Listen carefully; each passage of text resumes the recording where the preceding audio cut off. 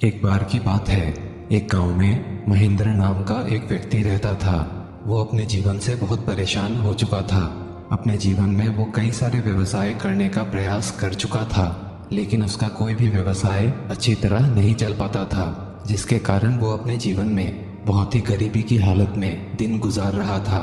उसे अपने जीवन में हर एक चीज के लिए लोगों की सहायता लेनी पड़ती थी। इसी गरीबी की हालात को लेकर वो बहुत दुखी रहता था और दिन भर बैठे बैठे वो यही सोचता रहता था कि उसके जीवन के हालात कैसे बेहतर होंगे। महेंद्र अपने जीवन के बुरे हालातों को लेकर इतना ज्यादा निराश हो चुका था कि अब वो बुरी आदतों को अपने जीवन में अपनाने लगा था। अब उसके घर वाले भी उससे परेशान रहने लगे थे। एक दिन महेंद्र ऐसे ही निराश होकर अपनी राशन की दुकान पर बैठा हुआ था। तभी उसका एक पुराना मित्र उसकी दुकान पर राशन लेने आता है। उसके मित्र ने राशन लेने के बाद जब रुपए देने की बात आई तो उसके पास 5 रुपए कम थे, जिसके कारण वो महेंद्र से कहता है, मेरे मित्र, मैं बाकी के 5 रुपए कल आकर देकर जाऊंगा। यह बात सुनते ही महेंद्र चिढ़ सा जाता है और वो अपने मित्र से बुरा बर्ताव करता है, उसे बहुत बुरा भला कहता है, जिसके कारण उसका पुराना मित्र राशन वापस करके अपने घर लौट जाता है। अब महेंद्र थोड़ी देर बाद इन बातों को सोचकर दुखी हो जाता है। वो सोचने लगता है कि मेरा व्यवसाय ऐसे ही तंगी में चल रहा है और ये लोग मुझसे उधार मांग रहे हैं। महेंद्र अब बैठकर यही बातें सोच रहा था कि वो अपने व्यवसाय को चलाए तो चलाए कैसे, अपनी गरीबी को दूर करे कैसे। तभी वो देखता है कि सामने से एक भिखारी बहुत ही खुशी खुशी हंसते हुए उसकी तरफ चलता आ रहा है। वो भिखारी उसके पास आता है और कहता है, अरे भाई, तू इतना परेशान क्यों है? क्या तुझे कोई समस्या है? क्या तेरी पत्नी तुझे छोड़कर भाग गई है? आखिर तेरे जीवन में हुआ क्या है जो तू ऐसे मुंह लटकाए हुए खड़ा है? तब महेंद्र उस भिखारी से कहता है, अरे जा, तू अपना काम कर। क्यों आया है मेरे पास? कुछ खरीदने के लिए तेरे पास पैसे हैं? नहीं ना? तो यहाँ से चला जा। भिखारी उसकी बातें सुनकर हंसने लगता है और कहता है, लगता है तू अपने जीवन में बहुत परेशान है। अगर तू मुझे अपनी परेशानी नहीं बताना चाहता तो जा, पास के ही गांव में गौतम बुद्ध पधारे हुए हैं, तो उनके पास जा और अपनी समस्या बता। वो अवश्य ही तुम्हारे समस्या का समाधान तुम्हें जरूर बता देंगे। आगे भिखारी कहता है, देख, मैं भी उनके पास से होकर आया हूँ। मैं दुखी गया था और मैं अभी मन की शांति के साथ वापस आया हूँ। क्या तुझे मेरी हंसी में शांति नहीं दिख रही? महेंद्र उस भिखारी की बातें सुनकर सोच में पड़ जाता है। वो सोचता है, गौतम बुद्ध इतने ज्ञानी हैं और हर कोई गौतम बुद्ध के पास जाने की बात कहता है, तो क्यों ना मैं भी एक बार गौतम बुद्ध के पास होकर आऊं। शायद वो मेरे जीवन के हालातों से मुझे बाहर निकाल सके। अगली सुबह महेंद्र तैयार होकर पास के ही गांव में गौतम बुद्ध के पास जा रहा होता है। रास्ते में वो देखता है कि बहुत सारे लोग अपने दुख और परेशानियों को लेकर उनके पास ही जा रहे होते हैं, और जो लोग गौतम बुद्ध से मिलकर वापस आ रहे थे वे बहुत ही खुश होकर वापस आ रहे थे। महेंद्र रास्ते में चलते चलते ये सोच रहा था कि गौतम बुद्ध उन्हें ऐसा क्या बताते हैं जो वो इतना खुश होकर वापस आते हैं। गौतम बुद्ध से मिलकर जो लोग वापस आ रहे थे, न तो उनके हाथों में बहुत सारे पैसे होते थे, न ही सोना चांदी।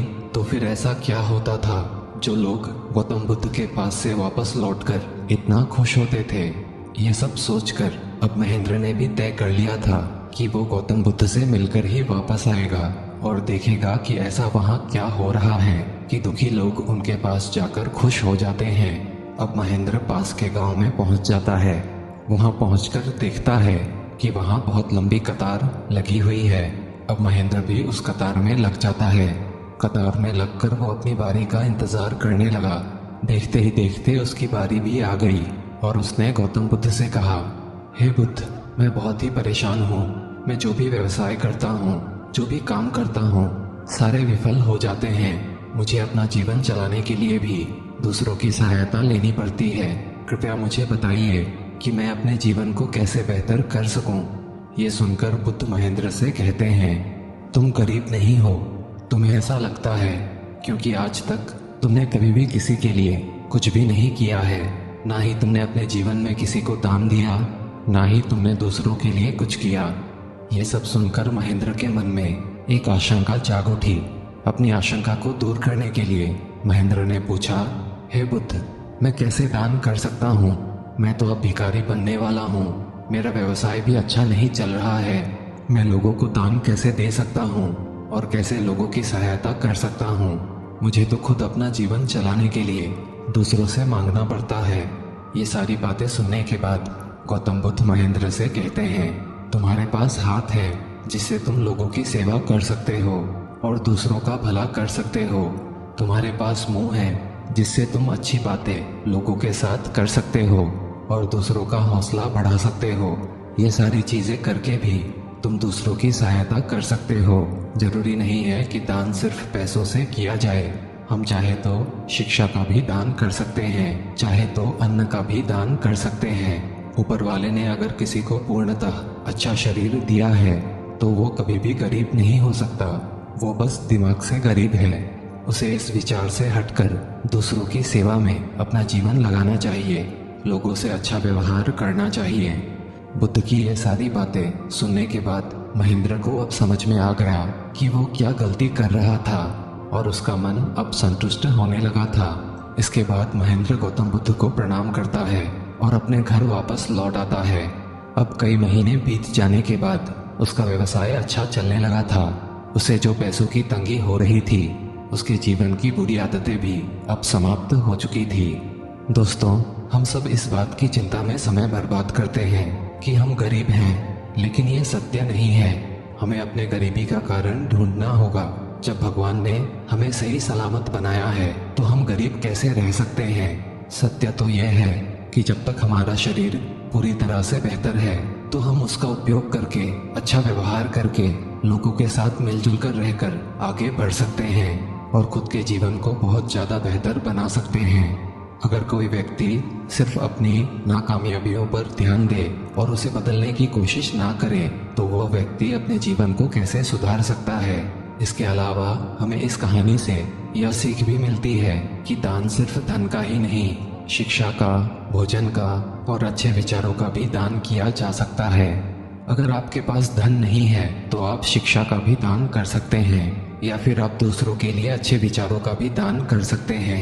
इससे समाज के साथ साथ हम खुद भी अपने जीवन में बेहतर होने लगते हैं। अगर आपको जीवन में लगता है कि आप गरीब हैं, आप बुरी आदतों से घिर चुके हैं, तो आप अपना बुद्धि का इस्तेमाल करके अपने जीवन के गरीबी और बुरी आदतों से बाहर निकल सकते हैं और एक खुशहाल जीवन जी सकते हैं। दोस्तों, आशा करते हैं आज की कहानी आपको अच्छी लगी होगी। कहानी अगर अच्छी लगी हो तो वीडियो को एक लाइक और अगर आप चैनल पे नए हैं तो चैनल को सब्सक्राइब भी कर ही लीजिए।